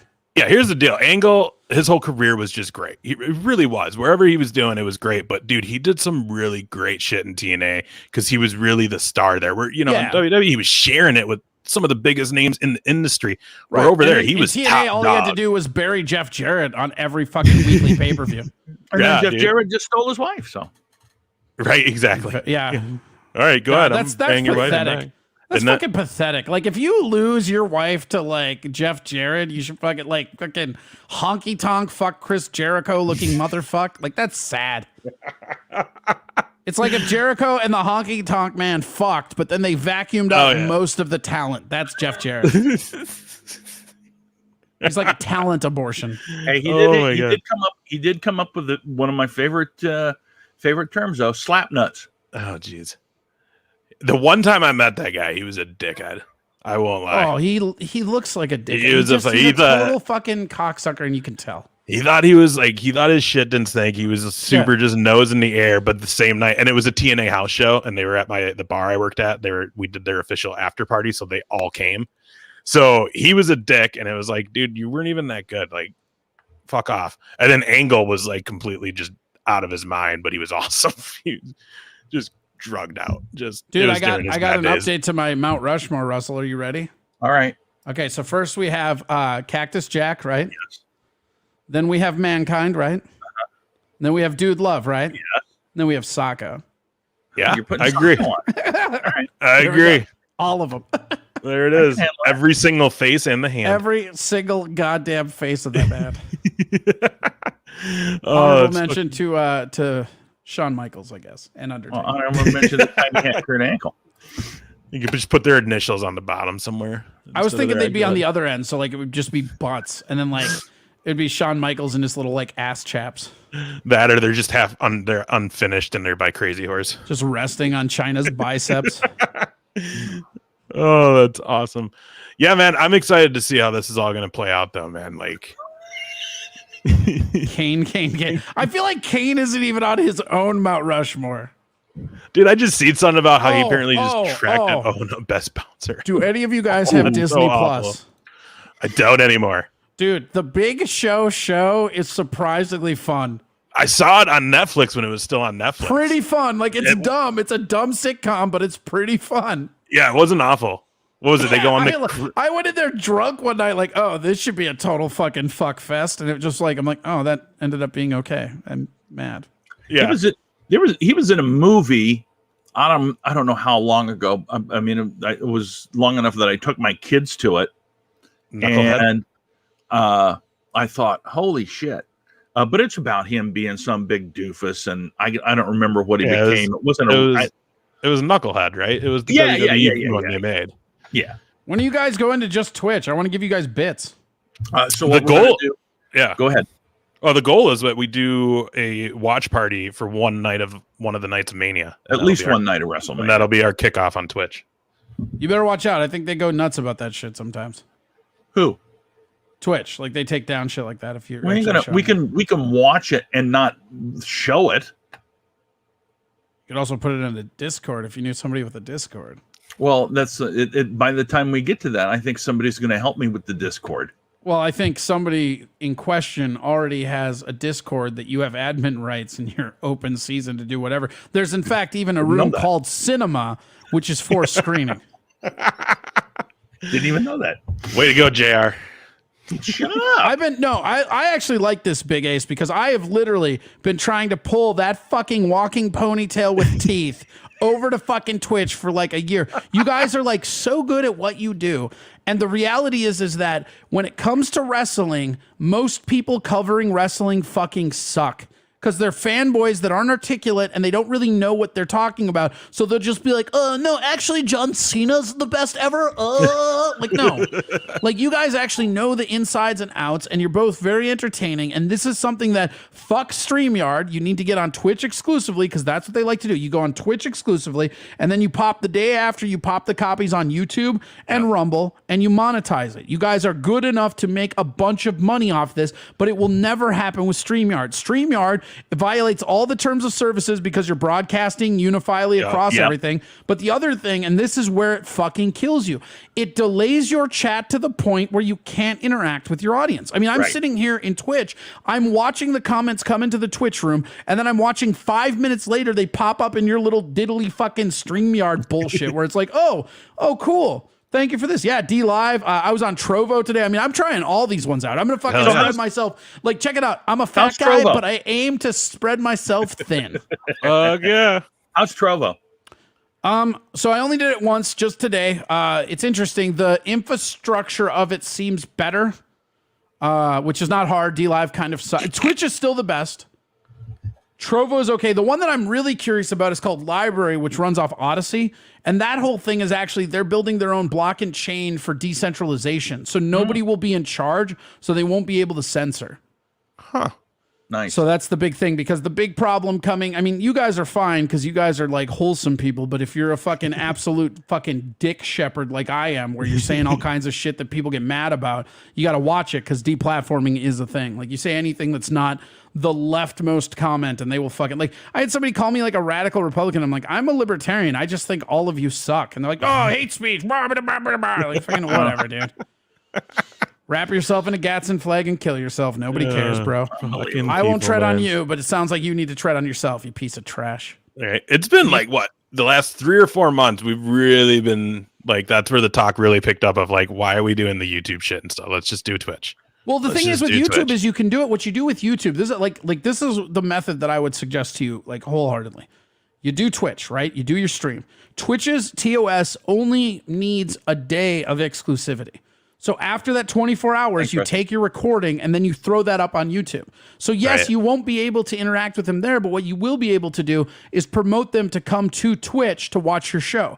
And then the people that don't, you can still promote the YouTube. You promote it all over. Because I mean, the merchandise, the 2-count merchandise is fucking dope, first of all. Second off, like, just the whole interaction and you know, look, I like you, Big Ace. Like John's my homie. I mean, that's the first co-host. When I was able to get a co-host on the budget, that's who I grabbed. That's my fucking homie, you know?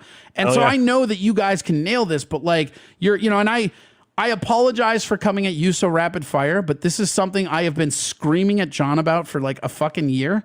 And so I feel like I would be disingenuous if I didn't wrap you in the nose with the newspaper while I was here to fucking do it. What you guys are doing is so much better than what you're doing, and you can expand it exponentially if you just go to Twitch. I mean, what was it like? You moved it a little bit later, and I've rated you the last 2 nights, and now there's fucking viewers. You know, I mean, like, this will grow exponentially, and these people would be throwing bits at your ass. Right? Yeah, I told, was it 2? It was like 2 or 3 weeks ago. It was before the one we did with Nella, where you guys all came on. Like, the week before that, I had told John, I'm like, we're moving to Twitch. Like, this just has to happen. Yeah. Like, we're done with this. Like, I'm just done with it. I mean, so, like, both you guys, like come in, like, get the Discord from fucking JR. Come on in and hang out. There's a bunch of people. We got over 300 verified members on there. I'll set you guys up with the bot so it notifies everybody when you guys go live. Like, this is a fucking tag team event. Like, I'm not, you know, it's like McGregor. I'm not aiming to take place. I'm aiming to take over. And like, you know, John can vouch. I'm not just wasting away here. I'm doing D Live. I'm doing Trovo. I'm going to see this Odyssey. I will find where the most efficient place to bring content to the viewers is. And right now, as of this moment, it still remains Twitch. Hell yeah. Hell yeah. And there's a huge wrestling community on there. And I can know also, for sure. and I can also, like, now that I made partner, I can start stream teams and shit. So I can start promoting my guys. Nice. Hells so get yourself off this Bush League shit and grow the fuck up. Now, after I told you to grow up, I've got to get running, so I'm going to leave you adult men to talk make-believe fighting. Grow the fuck up, would you? Thank you, Corey Adam. Ladies and gentlemen, there he is. Hell yeah. Good old Corey Adam. Gosh, you know, it's so true. We just, I mean, I have so much fun with him on Thursdays. And, you know, you can, oh my God, yeah. Mean Gene and Mad Dog, holy cow. You know, the great thing about Mean Gene up here was God, he was just so good and so legitimate. Dude, he's what every broadcaster or just interviewer should be like, you know what I mean? Yeah. Like, anytime you watch like NFL or any sports now, it's like they'll never be as classy, as Mean Gene was. Did you do my nose trick on Thursdays? Yeah. Hey, I came back in to tell you guys fuck you again, and I'm hosting you. Thanks, Corey. Oh yeah, Corey. Oh yeah, everybody loves Mean Gene. So like just real quick, you know, he was talking about his Mount Rushmore of of Mick Foley's. And I think you and I did this. Awesome. We appreciate it. Hey, thank every you. little bit helps. Every little bit helps, Husky. We did this before. I think Mean Gene was on the list, but he was more a backstage kind of commentator. He was like a segment guy. He wasn't like an actual like a commentator, like doing play-by-play. He wasn't in the booth. Yeah. But he's just iconic. He was that iconic interview man, you know, the backstage scoop with Mean Gene. But hey, man, do you want to go through the Revolution card, do some quick predictions? Oh, yeah, let's do that because that's honestly, Sunday night. I didn't realize it was Sunday. I thought we had Dynamite, then we had another week, and then but we haven't. It's on Sunday. Huge Dynamite going into a huge pay-per-view. By the way, how much is? Do you know how much is it? $50 again for that pay-per-view? I believe so. All right. Hey man, if you're not working, you can come down to Roch on Sunday and hang out and watch it with me. Well, we'll see what's happening. All right, let's. So we got the Casino Tag Team Royale. Who's in this? I don't know. I don't know who those guys are. Dark Order, Silver, and Reynolds, as well as Stu Grayson and Evil Uno. Proud and Powerful, Butcher and the Blade, Private Party, and Airwolf and what? Top Flight. Top Flight. I couldn't remember their name, and I don't. Is this the Bear team? Bear Country. Yep. Are all in this match. So, well, I'm guessing this is the pre-show match. I don't know. Order of entry is selected in a lottery. 2 tag teams will start a match. Every 90 seconds, a new team will enter the match. Individual eliminations occur when a competitor is thrown over the top rope and both. So basically, this is just a tag team Royal Rumble, and they come in as the tag teams. So, thanks, Hoots. Appreciate it. Thank you so much. So here's the thing, real quick. So AEW really they're only doing 4 pay-per-views, maybe even 3, right? 3 or 4 pay-per-views a year. So the $50, while it may be like, it's I mean, I'll still pay for it because I want to see it, you know. But I agree with you. It is, and we've talked about this. It is steep, but I can honestly say that I felt like for every pay-per-view that they've had that I paid that much for, I felt like I got my money's worth out of it. Yeah, I definitely think the same thing. It kind of brings you back to the old school days too, where you would invite your friends over and everybody pitches in. Yeah, you know, back in the day we would do that all the time. So that'll be cool. But yeah, man, I don't know. I'm gonna go with just Silver and Reynolds win this because obviously they seem to be the most popular team in that match. Yeah, and I think probably that makes more sense. You know, who knows what's going to happen? It feels like there's going to be this big deal brewing up, and it seems like Matt Hardy's starting to brew himself up a little bit of a crew too. Yeah, and we go right into that match, the big money match: Matt Hardy versus Hangman Page. Winner gets the others like money for the quarter. Yeah. So yeah, and obviously we're gonna see that Hardy's got Private Party and Angelico and oh my gosh. This is how often they have not been on TV lately. If you guys watch AEW, I'm sure you know who I'm talking about. Throw the other name on and Heligo, and I can't remember. It's Hybrid 2 or whatever their name is. Yeah, Jack Evans. Jack Evans, correct. So like that's Hardy's crew, and obviously Hangman has the Dark Order, which also I noticed that on the last BTE that he finally won Anna Jay over from the Dark Order. Yeah, by beating up Stu Grayson. Yeah. Yeah, it kind of feels like they may build towards those two being something. Yeah, on TV, which I'm okay with would that. Be entertaining. It would be entertaining. I see Hangman winning. I see Dark Order coming out, and he joins them finally. Yeah, I agree. I think that's exactly what's going to work. We then have Miro and Kip Sabian versus Orange Cassidy and Chuck Taylor. Again, I'd like to see Miro doing better things than this, but I also think this will be a fun match. Yeah, but I think that's because just best friends is fun. Yeah, well, but the whole thing is with Trent being hurt, but it kind of puts a stall on the whole thing. Yeah, it definitely does. But yeah, I'm all about it. I think it'll be a fun match to have. And then we got the Face of the Revolution ladder match. Winner gets a shot at the TNT Championship. Right now, it's got Scorpio Sky, Cody Rhodes, Penta, El Zero M, and Lance Archer.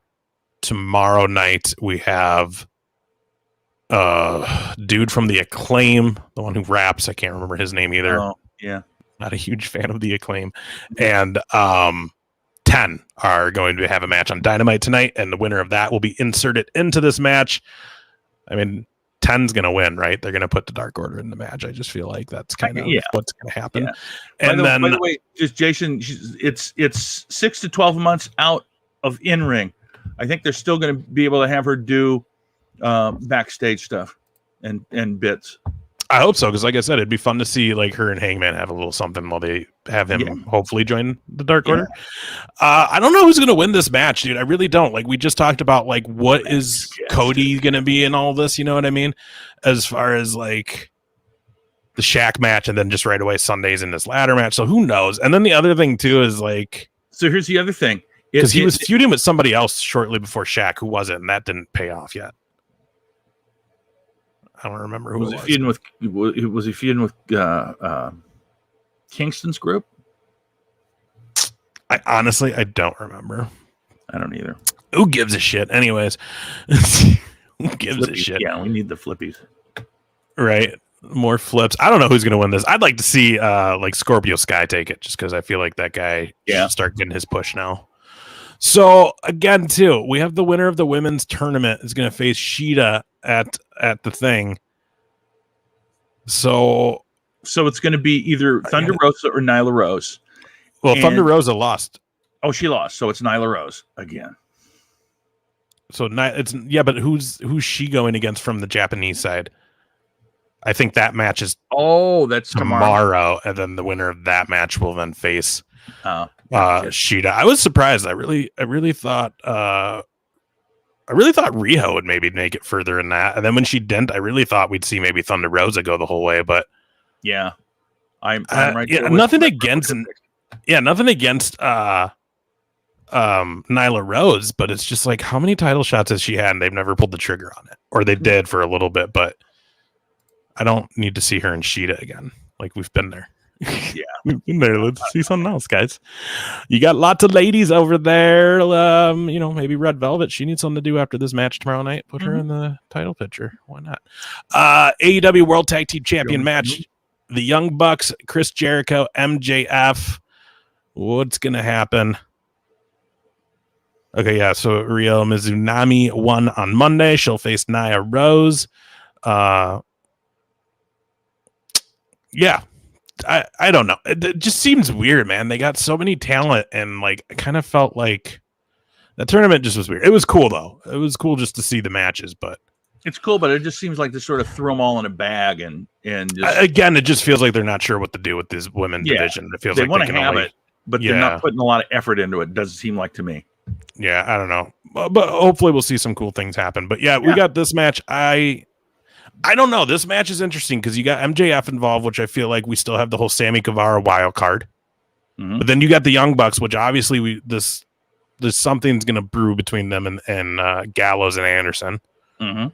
So I don't know how this match will play out at Revolution, but I'm going to say the Young Bucks win, because it'd be weird to give Jericho and MJF the title when I feel like they're going to go into the Sammy Guevara feud, and I feel like they're going to start splitting more of them up. Like I think Pride and Powerful are going to be out next soon, and then because I feel like if they're going to have the Young Bucks and the Good Brothers go, it's going to be AEW versus Impact champions. I think that's right. And then the other thing is it also opens up the door to have MJF and Jericho split up, which ultimately we all know that's going to happen. The whole inner circle is going to be gone. Yeah, I think so. And I'm interested to see though, like, what are you going to do, Jericho? Like, what's next after the inner circle goes away? Le Champion, what are you going to do? But I mean, whatever he is, it's going to be great. But yeah. And then we got the street fight: Sting and Darby Allin versus Brian Cage, Ricky Starks. Got Taz in the corner, plus his son, whatever his name is, like Spike or something. What is his name again? Who? Do you remember? Taz's son. Hook. Yeah. Spike Hook, same thing. Spike Hook. Crowbar. Slap nuts. Right. So I know, right? It just goes along the lines of those. I mean, Sting's winning. Obviously, he has to, right? He has to win. How does he not win? I mean, I would love to see him not win, and I'd love to see Brian Cage kill him. in the ring. But I have a tendency to agree with you, and we've talked about this numerous times. I have a tendency to lean heelish, when it comes to wrestling. And my thing is just I don't need to see Sting fight. So the fact that he's actually in a match, I want him to lose. Yeah.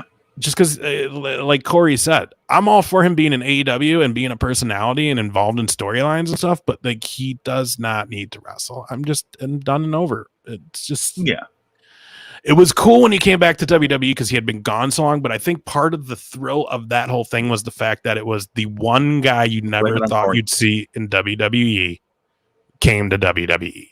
Yeah. Him coming back to AEW initially was a huge, great pop, but at this point now it's just like, okay, well, it's not special anymore. And like Corey said, it's annoying now that we have to hear Tony Schiavone do that. It was cool the first few times, but now it's like, all right, man, he's here. It's cool. So I don't know. Yeah. Sting's going to win. They're going to have the stupid Sting versus Darby Allin match. He'll eventually have a match with Cody and whatever. Who cares? Yeah. That's just how I feel about it. But I'm excited to see. I'm always a Cage supporter.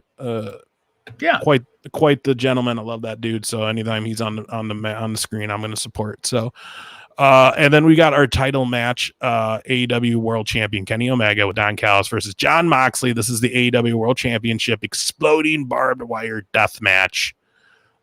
Jason made a really good point, man. Renee's pregnant, could be happening soon, so this could be an easy way to have Jon Moxley go away for a little while. So, and I think it is. I think it's, and I do too. Perfectly acceptable, smart, and that's probably the way it'll go, and that's probably where the show will end. Yeah, man, it'll be a good one. Do you think in past pay-per-views they've had a little surprise? Do you think they will have one in this pay-per-view of any kind? Well, again, Tony Khan, like a week ago, said he has interest in talking to Zelina Vega once her non-compete was done, which was a week or two ago. So, I mean, I wouldn't be surprised to see her show up. But how there's always they've got one women's match. Well, so I kind of like some people were talking that she may also come in and not straight wrestle right away, but she may come in as like maybe Pride and Powerful. Like she may join Santana Ortiz. I would like that. You know what I mean? And start their little thing. So I don't know, man. The fact that Tony Khan says he's interested in talking to her is, he's going to die. He's dead. They killed him. My God, he's dead. My God, he cut him in half. My God, he cut him in half. Poor JR. Like, I feel like, I mean, it's like respect, but it's also like mocking him too. It is and it isn't, though.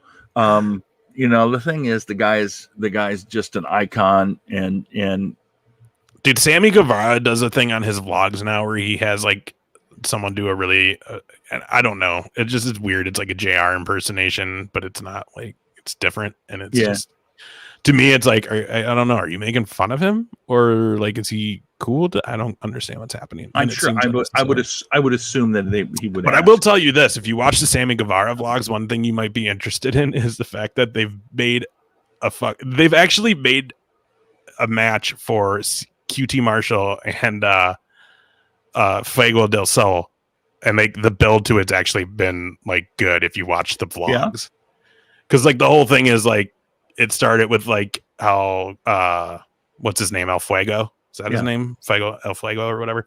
Fuego comes in all the time and talks to like Sammy and QT, and it's always like, oh man, book me, man, sign me, whatever. Yeah, I'll be here if you book me. And like he would like leave, and then like QT would talk shit about him to Sammy, like, he's such a piece of shit, whatever. And like one day he heard him. So like the big thing is like he's been like trying to get QT to have a match with him. Like he'll like be like, I'm in your head, QT's like, no man, no, we can't have a match. Like you ain't even won yet. Like he always had these excuses, and then it's like gone into this whole thing now. And now like Tony Khan on today's episode of the vlog came on and was like, no, next week on Dark, QT Marshall and El Fuego are having their match. Nice. And if you watch back these episodes to see the lead up, dude, it's comical. Like it makes me want to actually watch Dark next week for that match. Like I'm actually like want to see him hit the tornado DDT on QT Marshall. Yeah, he flew himself in, man. He needs to crash with people. Griff's taking care of it for him. Because that's the other thing in the Sammy's vlogs. He's not at AEW right now either. So like Marco, Griff Garrison, Fuego, all those guys are doing his vlogs at AEW, and then he just does the stuff when he's home. But he's not actually on camera at anything backstage at AEW right now because he's gone. He quit the inner circle and he needed to go away. And they were making jokes today too. He did some sort of contest with his mom because he has the BTE belt right now, Oh yeah. And they were playing for that. And maybe it wasn't for that, but it was just during this episode. But he made a joke about the whole Impact stuff and how, it's because I didn't like that storyline. And it was just funny because it's like, well, at least he's making fun of this stuff. Because to be honest, if that was true, fully true, and it really was that big of a deal, we'd still be hearing about it. And that kind of died down. Yeah. So it's like, I don't know, man. It's just a lot of crazy stuff. But, man, it's going to be a big week for AEW, though, man. Big Dynamite, big pay-per-view on Sunday. And this is going to be like their big 2 shows before we get really heavy into the Mania season. Yeah. Where, let's be honest, not that they're going to lose fans, but it's Mania season. The hype's on Mania. Well, I'll put it this way. I hope that they don't foul it up. They got a 50-50 chance of doing so. And I feel like the talent always pulls it off for WrestleMania. But I feel like each year it progressively gets harder for them to do so because they get put in spots that they honestly don't belong. And I feel it's even harder now because it's 2 nights. Well, at least last year, 2 nights, no fans. Yep. So like you're really getting thrown to the wolves where like Mania was Mania partially because of the crowd. Right. Like the card would get over regardless because it's Mania. It's the crowd. So like it's gonna be hard, man. But that's the hope is that this year they'll have crowds there and that's an interesting thing. I wonder if it's gonna be they'll have crowds there for both nights, one night, what the full deal will be. I'm very interested to see how Mania is going to work this year. Yeah. And then I'm very excited for it to hopefully just be like a normal Mania next year in Dallas, Texas. Yep. That is what I'm hoping for. Well, but yeah, other than that, man, though, like before we leave again, just watch Dynamite tomorrow and support Red Velvet, man. Yeah. I'm very, very happy for her. Red Velvet, by the way, for those of you that aren't aware, Red Velvet will be in the main event tomorrow night. Hopefully it should be the main event. If it's not, I'll eat my pants. But Red Velvet, friend of the show, friend of Big Ace, and fiance to Big Ace's good friend, and dare I say, brother. Hell yeah, man! Yeah. Watch for him. He'll be there. I don't know where he'll be tomorrow, but so I don't know if you'll see him. But I know he wants to try to be by the ring for her match. I don't know if they'll let him, being that he's not like an actual signed talent. But who knows? We'll see. Well, we'll look for him on the good side of the audience. Yeah, for sure. And I'll talk to him tomorrow, probably before the show starts. We should have sent him a shirt. What were we thinking? He would have forgot it. He would have gotten there and been like, "Did you bring the shirt? What shirt? What shirt? Which pants?" Right. And dude, if you guys want to see something, you would love this actually, JR. But if you want to see some really cool old school stories too, go to JBL. I think he has a YouTube channel, but I see it on his Twitter posts. Mm-hmm. But he does these telling stories with Jerry Briscoe. Oh, and they just had a couple of the Freebirds on, PSAs and Mike. I can't remember the other guy's name. Yeah. They had them on. They were telling stories.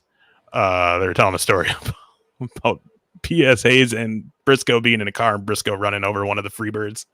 What? It was pretty hilarious. But check it out, dude. Briscoe and JBL actually get together and do these every once in a while, and they are hilarious. And if you're an old school fan, which I know you are, they tell some great stories about some of the great old school legends, man. It's fun listening to talk about these guys because they're literally just telling their stories from being on the road, and it's just great.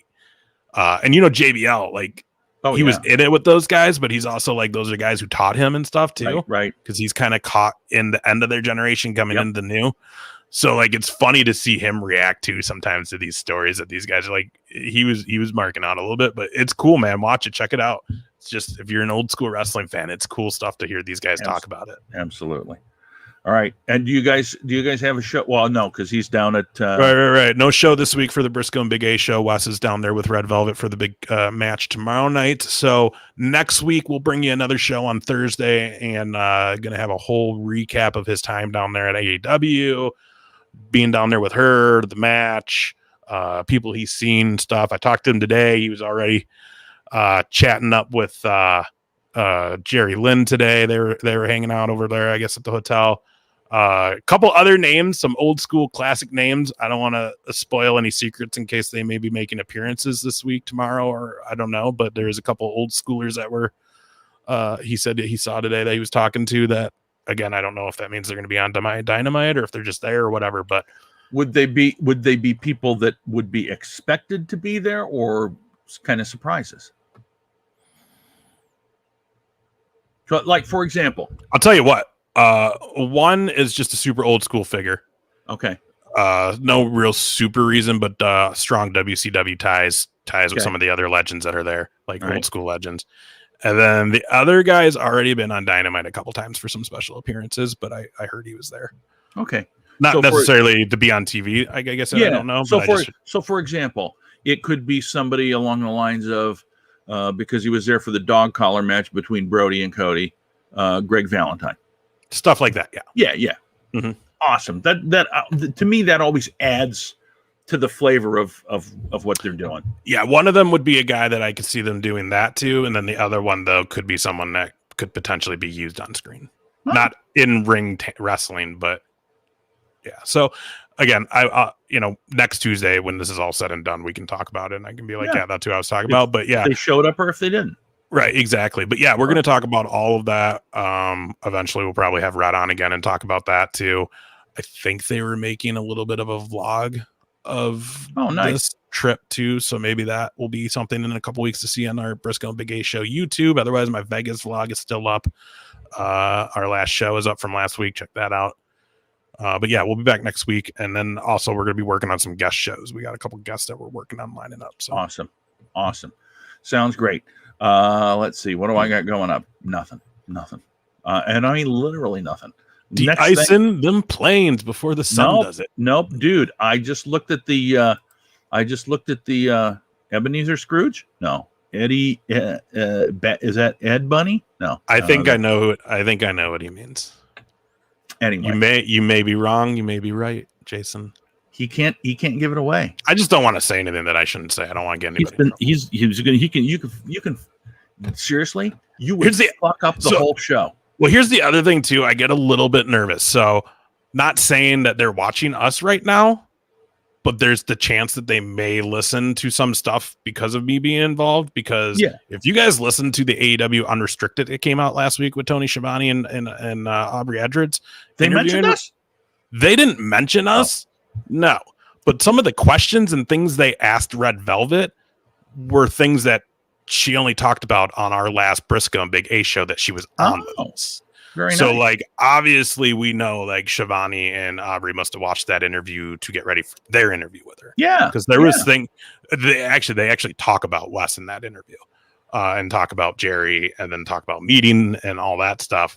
But like some of the things that like Tony Schiavone at one point was like, so I understand that you would you like your reality TV and that you and Mr. Briscoe don't ever miss your teenage mom and all the MTV shows. And like literally she was like, the only time I talked about that was on your guys' show.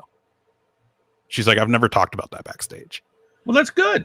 So it's good. It's great. And it's awesome. But like I said, I sometimes just get a little nervous because again, I don't want to get anybody in trouble for anything that I may have been told or heard that shouldn't be public knowledge. I got you. So see, Jason thought it was enhanced bananas, and he's probably right. But it's crazy because it throws me off the bat because I thought it was erotic boner. I just don't want to say that it's erotic boner because that's weird. So I'm just I know. So where's your head at, JR? What the hell? Say it. I don't know. Sometimes it just comes out of my head and it's not necessarily proper. Anyway, folks, thank you. If you came in for the raid, we appreciate it very, very much. You're still here with us. We appreciate it. If you were here from the beginning, super, super thank you so much. We appreciate it quite a bit. the fact that you come in and spend some time with us on Tuesday evening, because what the hell else will you be doing? Tuesday nights suck, to be honest.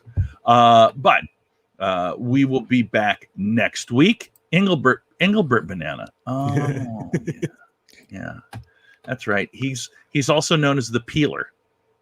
That says, how Kenny Omega's the cleaner. His finishing move is the Peeler. His finishing move is the split. Oh, yes. The big split. Here he comes with the big split. My God, he cut him in half. Anyway, we will be back. I'll be on with Corey on Thursday at about 11:30 or 12. Ergonomic backpack. Well, that's also nice.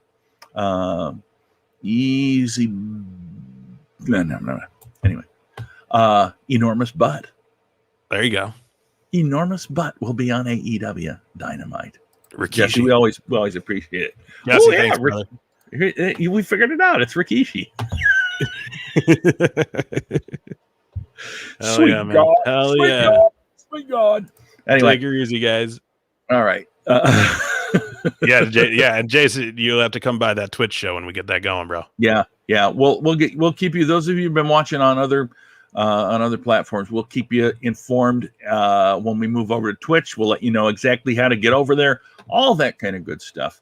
And we aim to do that by the end of this month, so we can do a watch along party for WrestleMania. Hell yeah. Other than that, let me see here. Thank you, Trumpster. We appreciate it very, very much. Thank you for hanging out. We'll see you on Thursday, I'm sure. And so for me, for my friend Ace, for our pal Corey Adam, thanks for stopping by again. We appreciate you all very, very much. We will be back again. You can drop us messages if you want to buy some shit from us too. We do have T-shirts, as Corey said. Let me run this by quick. It's you can go find them if you want to buy a T-shirt. They're really nice, actually. We have one where the count is it's kind of a copy right there. But shopspreadshirt.com, the 2 count, or you can go to our website, the2count.com, and we do have a link to the shop zone there. It's not really called the shop zone. I just called it the shop zone because it sounds pretty cool. Right. Also, I'm on Twitter because I'll sometimes tweet during the shows. So if you want to do that with me, it's Big Ace, the number 4 life. So just Big Ace 4 life on Twitter. You can get at me on that. Yeah, man. I'll be on there tomorrow. I'll be tweeting about the show. Awesome. I will be. Well, I don't know. I don't know if I'll be called off of work or not. I probably will be. So, well, if you are, hit me up when Dynamite's on. I sure will.